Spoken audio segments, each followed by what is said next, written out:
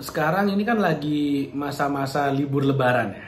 Libur lebaran itu identik dengan THR nih, terutama kalau kamu adalah seorang karyawan, udah kerja minimal 1 tahun di sebuah perusahaan, nah itu kan biasanya kamu dapat THR, tunjangan hari raya. Atau bahasa gaulnya gaji ke-13.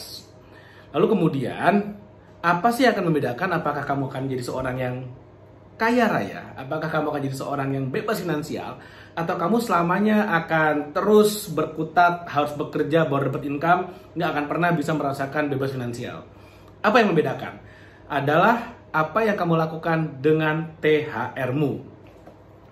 Kenapa gitu? Karena gini, kita kan kerja sebulan itu dapat gaji. Dalam 1 tahun ada 12 gaji. Nah, ada 12 bulan artinya dapat gaji 12 kali. Setiap bulan kita dapat gaji, dan gaji ke-13 ini sebetulnya adalah bonus yang kalaupun tidak dibayar ya kita nggak akan mati juga kok, karena toh kita udah bisa hidup kan sebulan setiap hari, setiap bulannya dengan gaji kita. Artinya apa? Ketika kita tidak mati dengan tidak adanya THR, kenapa tidak THR itu kita anggap sebagai uang hilang dan kita investasikan? Minim-minim ditaruh di tempat investasi yang aman, misalnya beliin obligasi contoh, atau misalnya kalau mau yang lebih fancy dikit beliin reksadana, atau kalau mau yang bisa dipegang-pegang belikan emas. Ini bukan soal investasinya di mana, tapi ini adalah tentang membangun habit, membangun mindset bahwa yang namanya bonus, yang namanya gaji ke-13, yang namanya uang warisan, uang hadiah, uang menang kuis, itu adalah sebetulnya uang hilang yang kita nggak boleh apa-apakan, kita investasikan.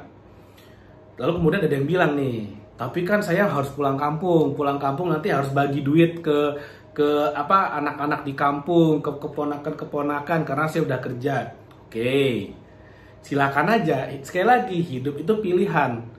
Ketika hidup itu adalah pilihan, Anda mau memilih yang manapun yang nggak masalah, tapi Anda tidak bisa terbebas dari konsekuensi atas kehidupan yang Anda pilih. Kan sesimpel itu. Misalnya dapat gaji ke-13 ya, dapat gaji ke-13, dapat bonus, dapat THR, semuanya diinvestasikan. Ya udah, itu pilihan Anda. Konsekuensinya adalah Anda memiliki habit untuk berinvestasi, sehingga ketika nanti income Anda meningkat, Anda akan paham secara bawah sadar, udah tahu, oh ketika gaji saya meningkat, ketika saya dapat bonus, itu semua adalah uang hilang karena saya dapat dengan gaji yang awal aja bisa hidup kok. Jadi semua kelebihan income itu kita investasikan. Itu pilihan pertama. Silakan. Konsekuensinya adalah Anda semakin cepat menuju bebas finansial. Konsekuensi. Atau pilihan yang kedua, ada bonus, ada THR, Anda pakai buat traktir teman-teman, buat jalan, buat beli tas baru, buat dibagikan ke keponakan-keponakan di kampung. Ya silakan, nggak masalah. Konsekuensinya Anda menunda berinvestasi sehingga ya otomatis lebih lama menuju bebas finansialnya. Dan kalau habit untuk berinvestasi tidak dibangun sejak tidak punya uang, tidak dibangun sejak income-nya masih pas-pasan, maka ketika income Anda naik pun, percaya sama saya, habit tidak ada. Ketika habit itu tidak dibangun, maka ya selamanya Anda tidak akan mau berinvestasi. Karena kebiasaan ini tidak pernah Anda bangkitkan, kebiasaan ini tidak pernah Anda bangun. Semua investor, terutama yang udah sukses lah, semua investor, mereka punya habit ini. Ada income, invest. Ada income, invest. Active income, invest. Ada bonus, invest. Hasil dari investasinya lah yang kemudian mereka beliin sepatu, beliin rumah, beliin mobil, segala macamnya. Itulah bedanya. Siapa yang pada akhirnya akan menjadi bebas finansial, siapa yang pada akhirnya hidupnya gitu-gitu aja. Tergantung dari gaji setiap bulannya.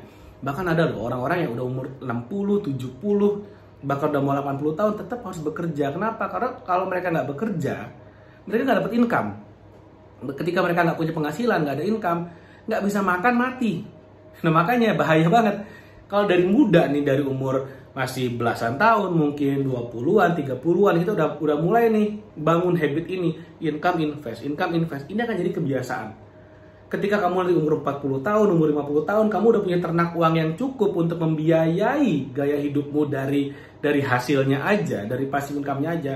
Baru deh mau ngasih duit kemana-mana silakan, mau ngasih uang ke panti asuhan, bantu anak yatim, bantu keponakan di kampung ya silakan, nggak masalah.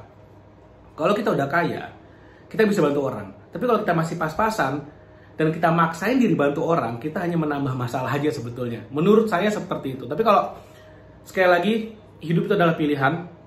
Hidup adalah pilihan. Anda bebas memilih jalan hidup yang manapun, tapi Anda tidak bebas dari konsekuensi atas pilihan-pilihan yang Anda ambil dalam hidup ini. Mudah-mudahan apa yang saya share bermanfaat. Dan jangan lupa like video ini, share video dan subscribe YouTube channel ini. Thank you, sampai ketemu lagi di video berikutnya.